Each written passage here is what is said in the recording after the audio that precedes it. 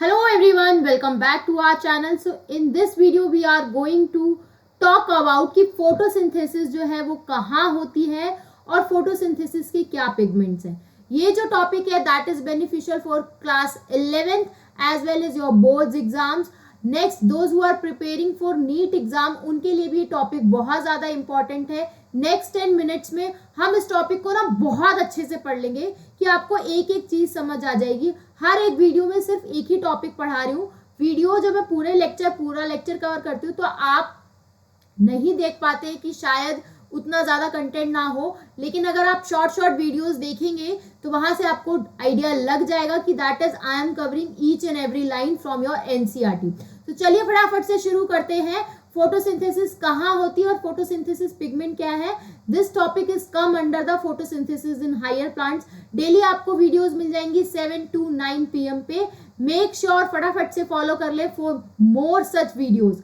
तो अगर हम बात करें फोटोसिंथेसिस कहाँ होती है तो इतना आप अभी तक पढ़ते आ रहे हैं क्लास 9th और 10th में कि फोटोसिंथेसिस जो है वो लीफ में अकर होती है. कौन सी सेल में होती है? That is in mesophyll cells. कहाँ होती है? मीजोफिल सेल्स में होती है. कहाँ पर होती है? That is in a mesophyll cells में होती है, जहां पे ऑलरेडी क्या होता है? क्लोरोप्लास्ट प्रेजेंट होता है. नेक्स्ट अगर हम बात करें तो this is a NCERT diagram, जहां पे आपको पता है कि ये होती है बाहर वाली आउटर मेम्ब्रेन. उसके बाद आपको देखने को मिलेगी इनर मेम्ब्रेन. आउटर मेम्ब्रेन और इनर मेम्ब्रेन. तो क्लोरोप्लास्ट जो होता है डबल मेम्ब्रेन स्ट्रक्चर होता है. ठीक है. नेक्स्ट अगर आप ध्यान से देखिए तो एक स्टैक को आप क्या कह रहे हैं? एक स्टैक को आप ग्रेना कह रहे हैं. क्या कह रहे हैं? ग्रेना कह रहे हैं. अगर वहीं पर हम बात करें बहुत सारे ग्रेना, अगर हम वहीं पर बात करें तो ये जो स्पेस है, ये सारा जो स्पेस दिख रहा है, इसको आप क्या कहेंगे? स्ट्रोमा कहेंगे. यहीं पर आपको राइबोसोम्स देखने को मिलेंगे, स्टार्च ग्रैन्यूल्स, लिपिड ड्रॉपलेट देखने को मिलेंगे. ठीक है. तो ये जो पूरा आपको स्टैक देखने को मिल रहा है, पूरा एक गुच्छा देखने को मिल रहा है, दैट इज अ ग्रेना. ठीक है. मतलब ये सारा क्या है? एक के ऊपर एक, ये सारे क्या है? These are grana. अगर यहीं पर हम एक की बात करें कि ये सिंगल क्या है, तो इस सिंगल को हम क्या कहते हैं? That is known as thylakoid. क्या कहते हैं? थैलाकॉइड. ठीक है. अब दो ग्रेना को कोई चीज जोड़ रही है, वो कौन सी चीज जोड़ रही है? That is a stromal lamellae. कौन जोड़ रहा है? स्ट्रोमल लेमिनी जोड़ रहा है. Is it clear? नेक्स्ट अब हम बात करते हैं, नेक्स्ट स्लाइड पे चलते हैं कि क्लोरोप्लास्ट का अलाइनमेंट कैसा होता है मीजोफिल सेल के अंदर. ठीक है. आपको पता है मीजोफिल सेल के अंदर फोटोसिंथेसिस होगी. मीजोफिल सेल के अंदर क्लोरोप्लास्ट किस तरीके से प्रेजेंट होता है? ऐसा नहीं होता कि हमेशा लाइट जो है एक ही तरीके की फॉल करे, एक सेम इंटेंसिटी की. तो अगर बाय चांस मॉडरेट लाइट है, ठीक है, अगर बाय चांस मॉडरेट लाइट है तो ये जो क्लोरोप्लास्ट है अपने आप को रैंडम मोशन में अरेंज करता है. As you see in the first diagram, यहाँ पे क्लोरोप्लास्ट ने अपने आप को रैंडम मोशन में अरेंज कर रखा है. वहीं अगर हम बात करें हाई लाइट की, अगर बहुत तेज लाइट है, हाई लाइट है, तो क्लोरोप्लास्ट जो है, ये जो ग्रीन कलर के क्लोरोप्लास्ट है, ये अपने आप को परपेंडिकुलर पे रख लेते हैं. कितने पे रख लेते हैं? दैट इज वॉल्स के कॉर्नर पे चले जाते हैं परपेंडिकुलर. और अगर लो लाइट है तो जैसे ये मीजोफिल सेल है, ये जो मैंने डायग्राम बना रखा है, ये बना रखा है मीजोफिल सेल का. किसका डायग्राम है? मीजोफिल सेल का. तो मीजोफिल सेल में क्लोरोप्लास्ट अगर कम लाइट है तो सारे के सारे एक तरफ आ जाएंगे. इसका मतलब क्लोरोप्लास्ट अपने आप को अलाइन कर लेते हैं मीजोफिल सेल की वॉल्स में, सच दैट अच्छी से ऑप्टिमम अमाउंट ऑफ लाइट जो है देखने को मिल सके. ठीक है. So this is your mesophyll cell. अगर आपकी मीजोफिल सेल को मैं ऐसे बना देती हूँ, ठीक है, मीजोफिल सेल, तो क्लोरोप्लास्ट अगर मॉडरेट लाइट है तो रैंडम मोशन पे कहीं पे भी प्रेजेंट हो सकता है. वहीं अगर बहुत ज्यादा लाइट है तो अपने आप को अलाइन कर लेगा वॉल के लाइन पे, बहुत ज्यादा लाइट पे, ताकि परपेंडिकुलर डायरेक्शन बन सके. लेकिन अगर कम लाइट है तो सारे के सारे एक लाइन पे ऊपर ही आपको टॉप पे देखने को मिलेंगे, ताकि बॉटम लाइट आके जो है गिर सके. नेक्स्ट अब हम बात करते हैं आगे हम देखते हैं कि क्लोरोप्लास्ट के पास क्या कौन कौन से सिस्टम होते हैं. तो क्लोरोप्लास्ट के पास एक मेम्ब्रेन सिस्टम होता है. क्लोरोप्लास्ट के पास क्या होता है? एक आपका मेम्ब्रेन सिस्टम होता है, दूसरा आपका होता है स्ट्रोमा.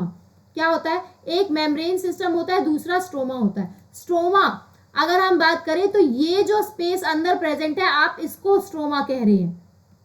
ठीक है. मेम्ब्रेन स्पेस में क्या आएगा? ये आपके ग्रेना आएंगे और इन जो ग्रेना को जोड़ रहे होंगे वो स्ट्रोमल लेमिनी आएंगे.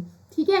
देखो ग्रेनल थैलाकॉइड और स्ट्रोमा लेमिनी ये किस में आते हैं, मेम्ब्रेन सिस्टम में, और ये जो पूरा स्पेस है इसे आप स्ट्रोमा कह रहे हो, जिसके अंदर आपको क्या देखने को मिलेंगे, बहुत सारे एंजाइम्स देखने को मिलेंगे।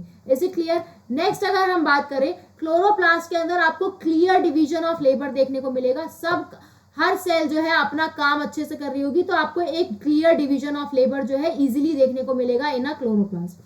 नेक्स्ट अगर हम बात करें मेम्ब्रेन सिस्टम और स्ट्रोमा दोनों में क्या क्या चीजें होती हैं, आप बिल्कुल ध्यान से देखें। मेम्ब्रेन सिस्टम जिसके अंदर क्या क्या आ रहा है, जिसके अंदर ग्रेना आ रहा है, और जो दो ग्रेना को जोड़ रहा है दैट इज अ स्ट्रोमा लेमिनी आ रहा है, ग्रेना आ रहा है, स्ट्रोमल लेमिनी आ रहा है। अगर आपको ये नोट्स चाहिए हो फटाफट से कमेंट कर लेना, व्हाट्सएप लिंक ज्वाइन कर लेना so that I can send you these notes, ठीक है। ग्रेना और स्ट्रोमल लेमिनी आ रहा है, तो ये मेम्ब्रेन सिस्टम के अंदर क्या होती है, सारी की सारी लाइट रिएक्शन होती है, और वो जो स्ट्रोमा सिर्फ स्पेस प्रेजेंट होता है उसके अंदर क्या हो रही होती है, that is a dark reaction. अब मेम्ब्रेन सिस्टम का काम क्या होता है, जितनी भी अच्छी लाइट एनर्जी है उसे ट्रैप करना और उससे क्या बनाना, एटीपी बनाना और एनएडीपीएच बनाना, एनएडीपीएच, ठीक है। आपको दो चीजें देखने को मिलेंगी, एक आपको देखने को मिलेगा एनएडीपीएच, एक आपको देखने को मिलेगा एनएडीएच। ये आपको देखने को मिलेगा रेस्पिरेशन में, और जहां पी आ रहा है वो होगा फोटोसिंथेसिस में। Is it clear? नेक्स्ट अगर हम बात करें तो आपने एटीपी और एनएडीपीएच की फॉर्म में जो है इस एटीपी और एनएडीपीएच को बना लिया। एटीपी को क्या कहा जाता है, energy currency of a cell. Cell का क्या है, ये सेल के पैसे हैं। एटीपी और एनएडीपीएच क्या है, पैसे। अगर आपको खाना चाहिए तो खाने के लिए पहले आपके पास पैसे होने चाहिए, उससे आप खाना खरीदोगे ना। तो मेम्ब्रेन सिस्टम का काम होता है एटीपी और एनएडीपीएच बनाना, मतलब आपके लिए वो एनर्जी करेंसी बनाना। उस एटीपी और एनएडीपीएच की हेल्प से शुगर बनेगी और आगे जाके स्टार्च बनेगा। और स्ट्रोमा जो है, डार्क रिएक्शन जो है वो किस पे डिपेंड करती है, एटीपी और एनएडीपीएच पे डिपेंड करती है। और इसी एटीपी और एनएडीपीएच से आगे क्या बनता है, फूड बनता है, शुगर बनती है, और वो शुगर जो है आगे जाके किस फॉर्म में स्टोर होती है, that is store in the form of starch.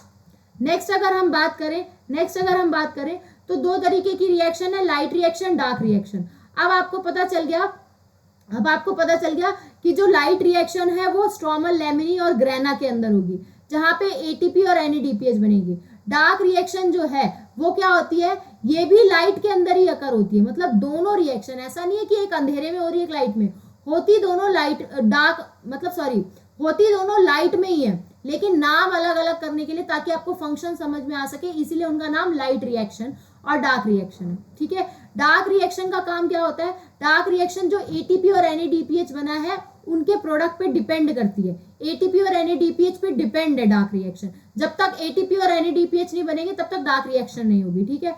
Dark reaction कहाँ होगी, that is occur in stroma. कहाँ होगी, स्ट्रोमा में। और डार्क रिएक्शन को ही हम क्या कहते हैं, कार्बन रिएक्शन कहते हैं। कौन कौन से पिगमेंट इन्वॉल्व होते हैं फोटोसिंथेसिस में, तो टोटल 4 तरीके के पिगमेंट जो होते हैं फोटोसिंथेसिस में इन्वॉल्व होते हैं। याद करने का तरीका, क्लोरोफिल ए को आप बीजीए बोल लो, ठीक है। बीजीए मतलब chlorophyll A blue green colour का होगा, ठीक है। नेक्स्ट क्लोरोफिल बी कैसा होगा, that is a yellow green, ठीक है। कैसा होगा, येलो ग्रीन। कैरोटीन कैसा होगा, येलो ऑरेंज। और जेंथोफिल कैसा होगा, सिर्फ येलो, ठीक है। आपको क्लोरोफिल ए याद हो जाएगा ब्लू ग्रीन एल्गी से, ठीक है। क्लोरोफिल बी की अगर हम बात करें तो वो हो जाएगा आपका येलो ग्रीन, ठीक है। कैरोटीन हो जाएगा येलो ऑरेंज, जेंथोफिल सिर्फ होगा आपका येलो। नेक्स्ट अगर हम बात करें, क्या हम पिगमेंट्स को लीफ से एक्सट्रैक्ट कर सकते हैं या एक्सट्रैक्ट कर सकते हैं पिगमेंट्स को, तो कैसे कर सकते हैं, पिगमेंट्स को एक्सट्रैक्ट कैसे कर सकते हैं, ये क्वेश्चन है। इसका आंसर जो है एग्जैक्ट एनसीईआरटी में प्रेजेंट है, आप फटाफट से इसका आंसर ढूंढ के कमेंट करना। नेक्स्ट अगर हम बात करें, ये डायग्राम है एब्जॉर्प्शन स्पेक्ट्रम का। किसका डायग्राम है, एब्जॉर्प्शन स्पेक्ट्रम है, जहां पे आपको क्लोरोफिल बी देखो आपको हाईएस्ट पे देखने को मिल रहा है, these are carotenoids and this is a chlorophyll A. Next अगर हम बात करें तो ये वाला जो ग्राफ है ये कौन सा स्पेक्ट्रम शो कर रहा है, अगर आप सेकंड ग्राफ की बात करें तो ये कौन सा स्पेक्ट्रम शो कर रहा है, तो this is showing action spectrum. ये एक्शन स्पेक्ट्रम शो कर रहा है, जो कि किसने दिया था, TW Engelmann, action spectrum of photosynthesis. और मैंने बताया था एक्शन स्पेक्ट्रम ऑफ फोटोसिंथेसिस और absorption spectrum of chlorophyll A and B एक जैसे होते हैं, सेम होते हैं। तो यहाँ पर ये दोनों के दोनों एक दूसरे को क्या कर रहे हैं, देखो एक्शन स्पेक्ट्रम और दूसरा है आपका एब्जॉर्प्शन स्पेक्ट्रम, दोनों एक दूसरे को सुपर इम्पोज कर रहे हैं, एक दूसरे के ऊपर प्रेजेंट है, ठीक है। ऐसी कौन सी वेवलेंथ है, ठीक है, wavelength at which there is a maximum absorption of chlorophyll A. Chlorophyll A का सबसे ज्यादा एब्जॉर्प्शन आपको कौन सी वेवलेंथ पे देखने को मिलेगा, that is seen in blue red reason. कहाँ देखने को मिलेगा, ब्लू और रेड रीजन पे, ठीक है। अब आपने जो 4 पिगमेंट्स पढ़े हैं, chlorophyll A, chlorophyll B, xanthophyll और कैरोटीनॉइड, उसमें से जो क्लोरोफिल ए है वो आपका चीफ पिगमेंट है जो कि फोटोसिंथेसिस से एसोसिएट कर रहा है, ठीक है।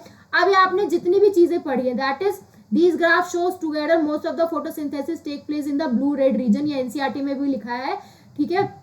नेक्स्ट अगर हम देखें, some photosynthesis does take place the other wavelength of the visible spectrum, और ऐसा भी हो सकता है कि कुछ फोटोसिंथेसिस जो है वो वेवलेंथ अदर दूसरी वेवलेंथ पे भी आपको देखने को मिले, मतलब ब्लू और रेड को छोड़ के भी देखने को मिल सकती है। ये एनसीईआरटी लाइन है, लेकिन किसकी, सिर्फ विजुअल स्पेक्ट्रम की बात हो रही है। नेक्स्ट अगर हम बात करें, मेन पिगमेंट आपको पता चल गया क्लोरोफिल ए है, बाकी 3 पिगमेंट कैसे हैं, बाकी 3 पिगमेंट को हम एसेसरी पिगमेंट कहते हैं या फिर थैलाकॉइड पिगमेंट कहते हैं। कौन कौन से, क्लोरोफिल बी, ज़ेंथोफिल और कैरोटीनॉइड। क्लोरोफिल बी का कलर क्या था, that is a yellow green, xanthophyll yellow orange और ज़ेंथोफिल येलो और carotenoid is a yellow orange, ठीक है। तीनों का काम क्या होता है, इन तीनों का काम होता है सिर्फ जो क्लोरोफिल ए है उसको जलने से बचाना, ठीक है, उसे प्रोटेक्ट करना कि उसमें फोटो ऑक्सीडेशन ना हो सके, मतलब क्लोरोफिल ए को बचाना, ठीक है। और इनका काम नहीं होता कि जो इनकमिंग लाइट आ रही है उसको एब्जॉर्ब करना, does not absorb the wide range of wavelength of incoming light, सिर्फ काम होता है क्लोरोफिल ए को फोटो ऑक्सीडेशन से बचाना, ठीक है। नेक्स्ट अगर हम बात करें तो ये आपका जो टॉपिक है that is a light reaction, वो हम नेक्स्ट वीडियो में और नेक्स्ट सेशन में देखेंगे।